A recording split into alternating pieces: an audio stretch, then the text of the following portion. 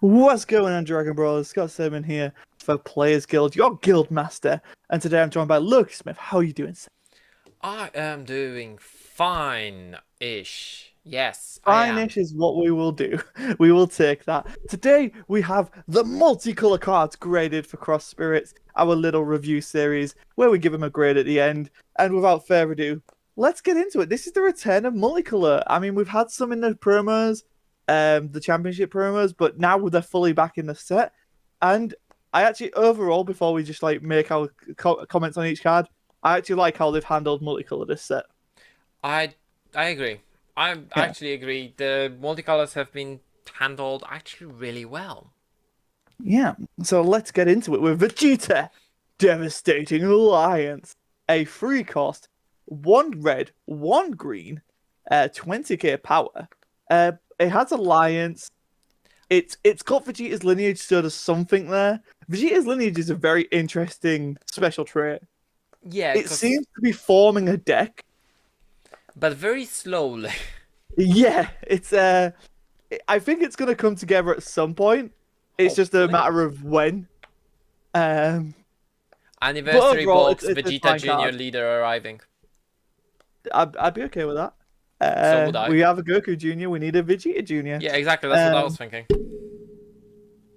I like it. It brings back Alliance, which is obviously a red-green keyword. Yeah. It's not super powerful, but it's only a free drop. But we have learned that we can actually get into this quite quickly. And also, you get a draw a card for the Alliance as well, which is always nice. I mean, it's also the double strike though, right? So it is very similar to that Piccolo. Yeah, just minus the burn, right? Yeah. Question So is yeah, there anything else that can be done with that Vegeta? But it's generally, yeah, it's a good card. For a common, it's alright. yeah, and I actually like how it's like Saiyan Saga Vegeta. You know what I mean? It just feels. Yeah. I don't know. There's just something about that card that feels very nice. Then we have, But speaking of cards that feel nice, this card is absolutely phenomenal. Why wasn't this in the Battle Evolution booster? We'll never know. But my gosh, Loki, what a card for Nappa. I just noticed that Saibaimen is an alien. Yeah, Red Um, Battles, mate. Um, I'm quite sure that there was something to do with the red aliens. yeah, there's Vados. She can play them. Yeah, Um, it is an interesting. but Wasn't there something in one of the draft boxes that supported red aliens? I think Kefla can play off aliens. Not 100% sure. We'd have to check. But we have the. So I love this, right? Yeah. We've been slowly seeing this. It's the on-theme negating of energy exhaustion. So we have the generic checklands, Beerus, Android 17, Wii, etc. But now we have specific ones for specific decks, and I absolutely adore that. I think it's exactly what it needs because then it's like it's exclusive to that deck. It works. Yeah. But at the same time, if you can splash the same engine in different decks, you can splash the same checklands in different decks. Yeah, it's true. That's also true. But yeah, a generally great consistency card for it. The fact that you can put 5 Cybermen back into the deck, huge for Nappa. Yeah, Huge. Funapa is amazing type of a skill. Because you would run out of those Saibaimen very, very quickly.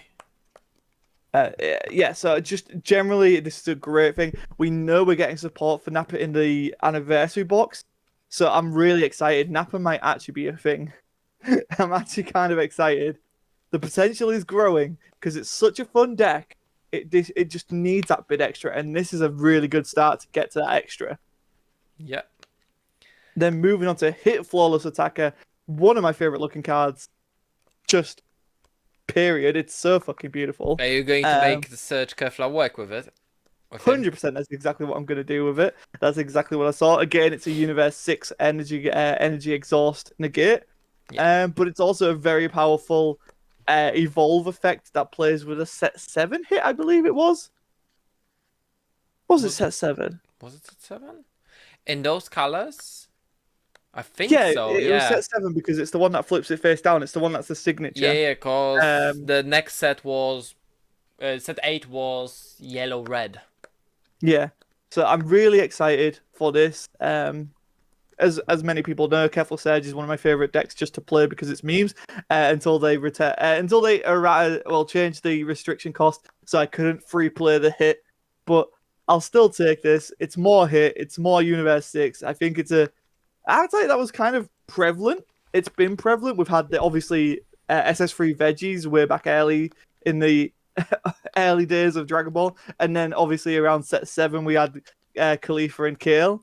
So I'm kind of they're just buying the time, but I'm excited for Universe 6 to make a return now. I am just happy that this hit says blue or yellow Universe 6. Yeah, yeah. Because I think otherwise that would be crazy with the old veggies. And then speaking of crazy cards, so this is throwback to set 8, and this is some Beerus support. It makes that Whis super usable. It's a rival, which is, I know, not your favorite keyword, but I kind of love it here. The thing is that right now they made the arrival a bit more fair. Yeah. So you get the on-play effect, and that's fine. It's a pretty good red effect.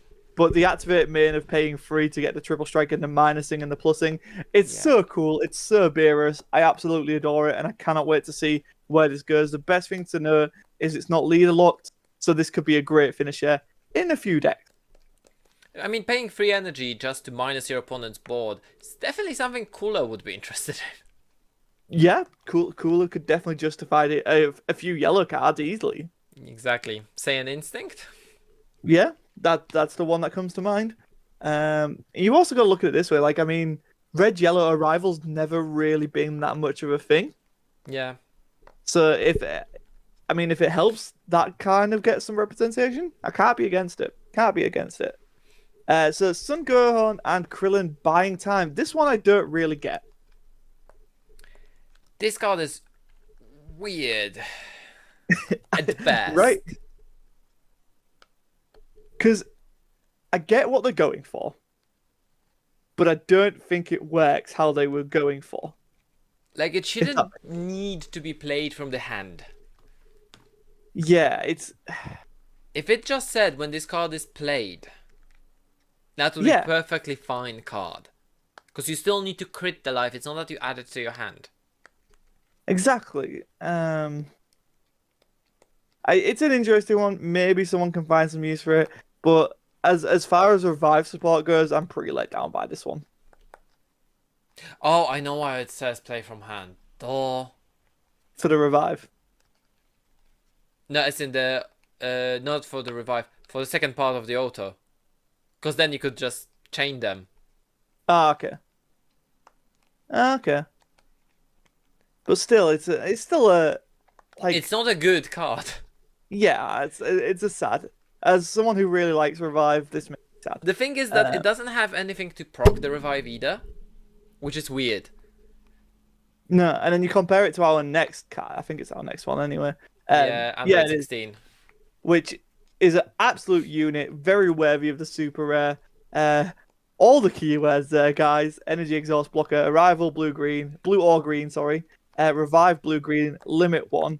Which, do you want to explain what that means? So in this case, that means that you can only activate the revive, this revive skill on Android 16 limiter disengaged once per turn. Doesn't matter how many of those Android 16s you have. So it's not saying you can't activate revive once per turn. It's only on the copies of this card. Yeah. Just to clarify for the people at home. Yeah. But otherwise, quite powerful card.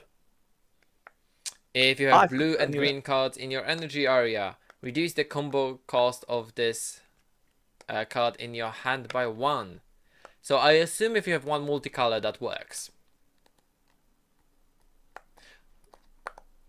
Although, technically, as we know, there is a card that's all 3 dogs that doesn't count for the danger triangle, so... Maybe. And then obviously it has the activate battle of KOing it, which procs revive. And you remove a marker. It's cool. So you block, so you've wasted your opponent's attack, you pop it to remove a marker, and then you revive it. Yeah.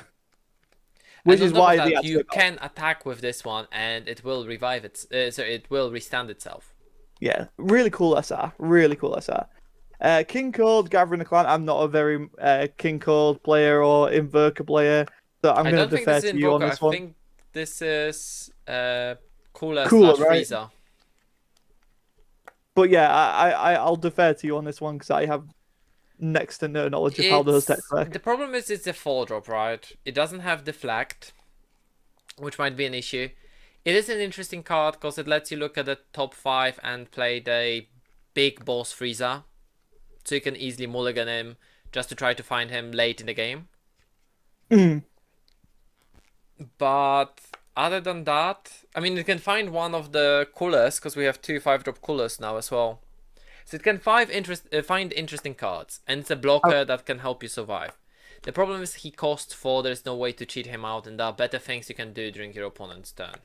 Essentially, that's what it comes down to. I would be much more happy if it had Deflect. Yeah.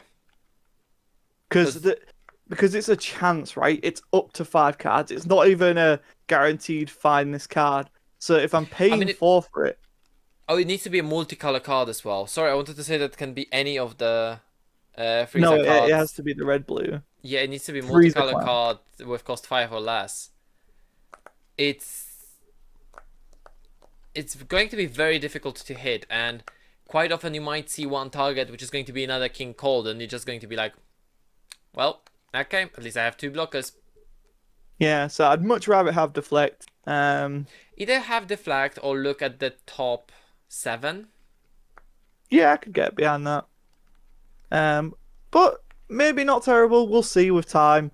This could make a one-off in the deck. It's not the end of the world. Like you said, it is a blocker, so it is a beefy blocker. It's 20k, so yeah. But we'll see. We'll see. Majority of the leaders, at least. Yeah, we'll see where this lands. Right now, I can understand the criticism of it. Hopefully, it's better than we all think it is. Then we move on to your department, the green yellow android. Yeah, the Android 13 is actually really good. So if you have 3 or more Android cards in your drop area, negate the energy exhaust skill in all areas. The thing is, this works for any leader. You just need to have Android cards in your drop. Okay. So this can be done very quickly and very easily. Yeah, a lot of androids put themselves in the drop nowadays. Yeah, and there is lots of Arrival and or Successor in the Android decks. So Super 17 would love this card. Android 13 would love this card. I think even the yellow Android 17, 18 would love this card because you can play it yellow-green. Cell Surge? Cell Surge would love this card. I like the fact that they keep all the androids in the same color scheme, so you can actually play around with it. But for example, we haven't. This is not a yellow video, so I'm not going to be talking about the 3-drop Super 17. But that's one thing that is an egg for me. Yeah. So overall, a very interesting power level for the multicolor cards. The only real disappointment for me is the revive card, and that's just being honest. Gohan and Krillin. Like, as I said, I'm not a red-blue player at all, like the multicolor side of things, so I'm not too bothered by the King Cold. I can understand the criticism for it. I still think it's quite a powerful effect.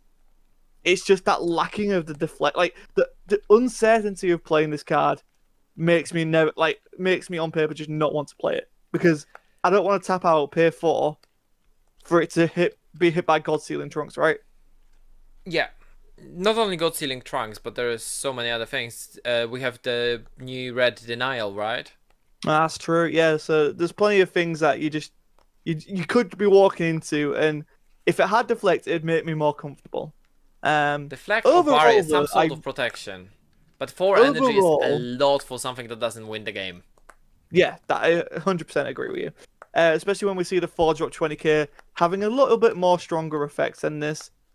Normally they have barrier at the very minimum.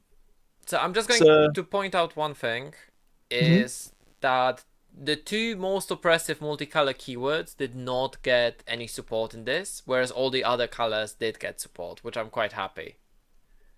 Yeah. Successor Yeah. got support, Alliance got support, Revival got support. I'm missing something. Oh, Arrival. You said Aegis didn't arrival. get support. That's actually a point. Aegis didn't get support. So no, Aegis is in a only good three place got right now. support. There's New Alliance card, there is Successor support in form of Android 13, and there is the Revival card. Arrival. Yeah. One thing I'm going to say about that King Cold, and there's one thing that makes me really happy about, is the fact that it's not an Invoker support. Fair. Fair That enough. deck was neutered, and it needs to stay that way. Yeah. Yeah. Catastrophic blow limited to once per turn. Yeah. Here's another catastrophic blow. God damn it, Bandai. Nah, they restrain themselves. So overall, I'm gonna give this a. I'm gonna go with a B plus. Like I was thinking A minus, but I'm really am upset by the revive or the lack of respect for revive. It's whether it's intentional or not. They can't seem to get revive into a good place. I And mean, they mostly can't put the Revive in a good place for their own fault. Because they say the card needs to be KO'd. yeah. Hmm. There's too many ways around that. It should have been removed by opponent's skill or KO'd. Yeah, I actually agree with you.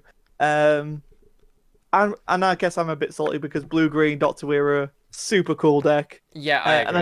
I just want to see it get more support and love. Like there are some really standouts. So Beerus is beautiful. Hit again, really good. But I think I'm gonna stick to my B plus on this one.